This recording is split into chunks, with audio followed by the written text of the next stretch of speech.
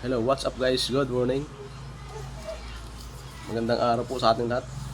Meron nga naman pala tayo bagong tutorial kung paano order ng GCash Visa Card sa may mga GCash account dyan para hindi kayo mahirapan withdraw kung sakaling wala kayong tindahan na mapagkakasautan.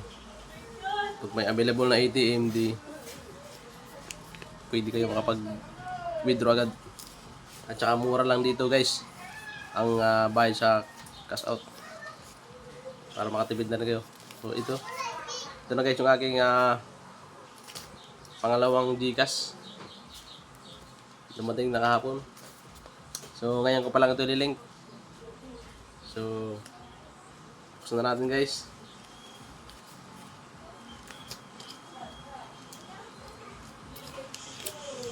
Tingnan natin mga idol ang ating GCash. Pangalawang GCash account ko na to guys. Ay GCash.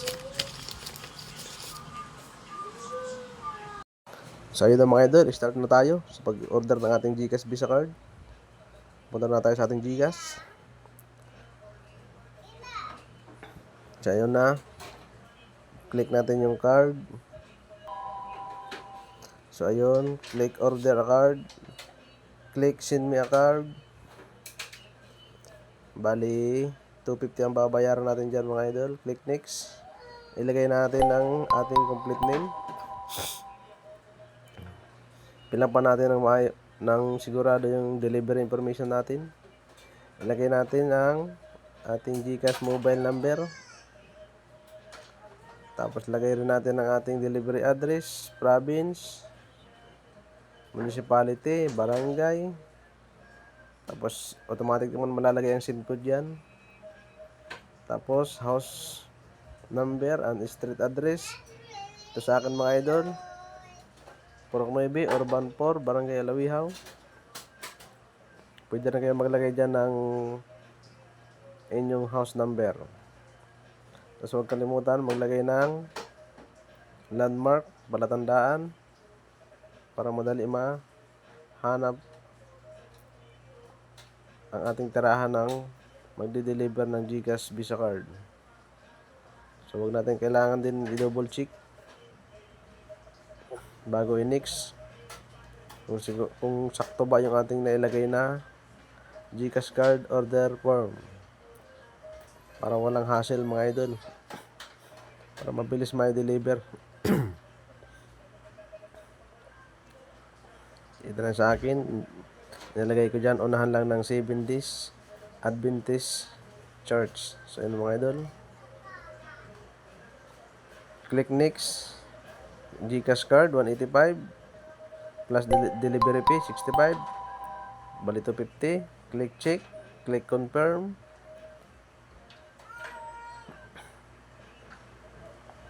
So ayun na mga idol, click pay, click proceed.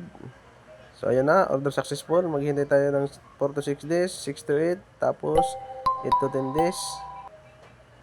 Click OK. So ito na siya mga idol.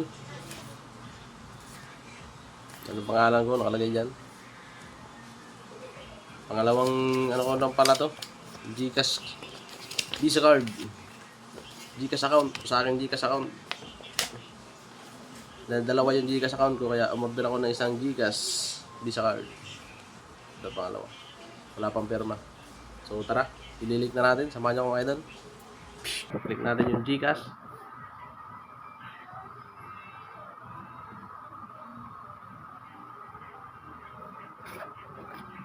Click natin yung ating password.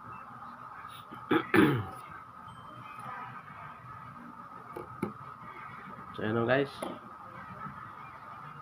ito yung aking GCash balance. So click natin tong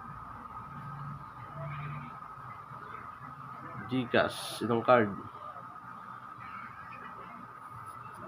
para malink natin itong ating GCash Visa Card.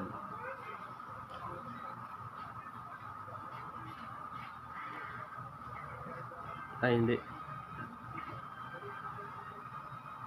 click natin itong card. Tapos proceed tayo guys sa click natin tong link my card. Maghihintay lang tayo guys ng authentication code. So ayan na, nabigyan na si Gcash ng code. Ilalagay natin mga idol.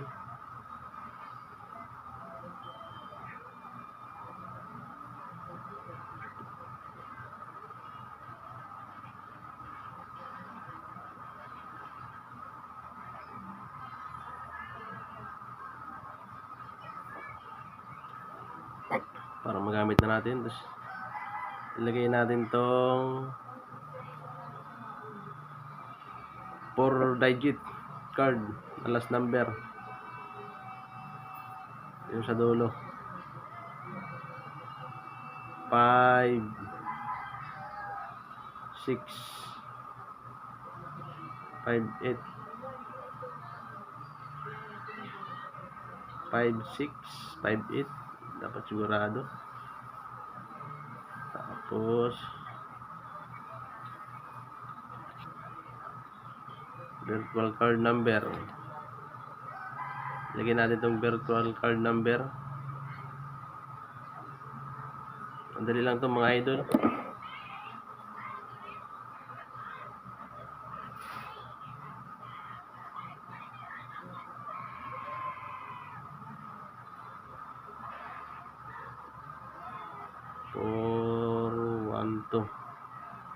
So ayun na guys, ilagay na natin yung ating virtual card account number. So click, proceed, next. Hintay lang mga idol at loading. Ayan na mga idol, your Gcash card is now linked. Nakalink na mga idol. Ngayon maglalagay tayo ng ating 6-digit pin. Maglalagay tayo ng 6-digit pin, kaya kung anong bahala sa inyo. Ito sa akin.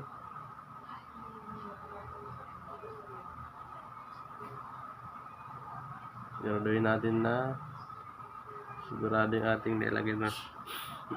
Tapos click natin yung next. So ayun na mga idol, Gcash card link. Click natin itong OK. So ayun na mga idol, nakalink na siya. Tingnan natin kung nakalink na. Tingnan natin sa status, sa setting. Click natin itong my link account.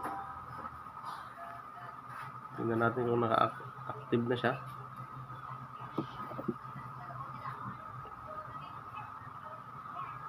Tingnan tayo mga idol, medyo loading. Ayun na guys, naka-active na yung ating Gcash Visa card. So ayun lang. So hanggang dito lang mga idol. Salamat sa pagnood. Bye bye.